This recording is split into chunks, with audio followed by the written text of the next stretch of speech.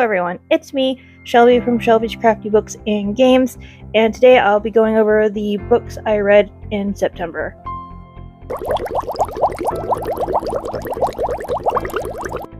Okay, so I'm going to go over the books I read in September, and while I do, I'm going to finish up this picture I started at the beginning of the year, which shows off every book I read for my 50 book challenge. I was trying to see if I could read 50 books this year, and I actually succeeded. I've never been able to reach my goal before, so I'm super excited about this.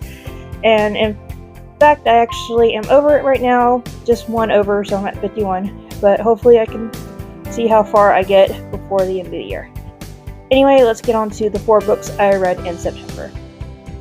The first book I read was a physical book. This is What Souls Are Made Of. It is a remix of Wuthering Heights. This is in a series by different authors who remix classic books, and they change up like the characters' ethnicities, and they even will change up the stories. And this one follows 2 characters, Heathcliff and Catherine.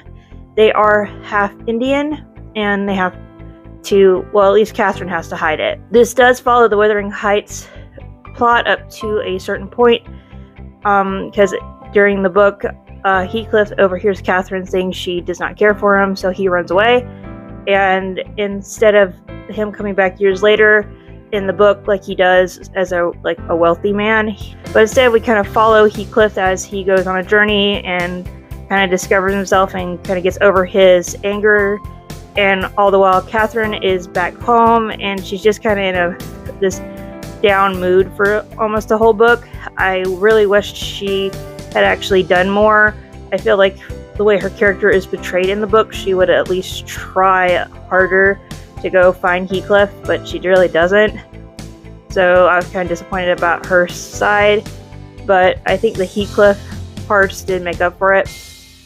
But I gave this one a 3 out of 5 stars. Next is the Kindle book I read, and that was The Shoeless Prince. This is a retelling of the fairy tale Puss in Boots. But unlike the original fairy tale, this cat does not wear boots and he does not talk. But he is super smart, because they talk about how he makes crazy contraptions and makes up amazing plans.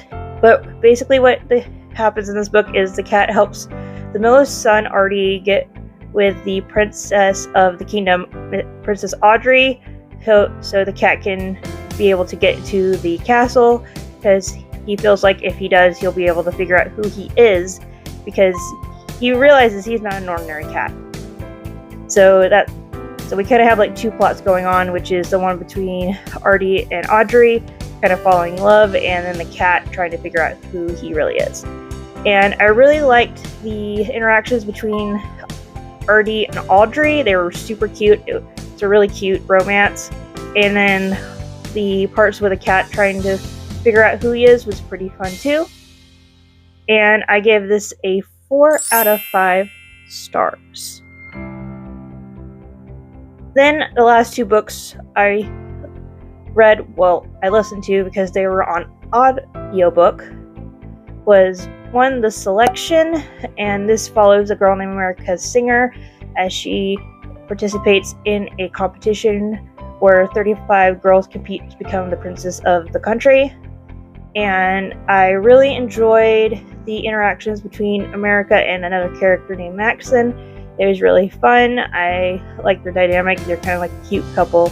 I also really like reading about how America had to navigate through this high society, because she's a very low-born citizen of her country, and she's the lowest in this competition, so it's much different for her than everybody else. But through her having to learn how to navigate stuff, she also doesn't change the way she acts. She still cares about everybody. She still has her fiery temper, which I like, so that was fun to read about.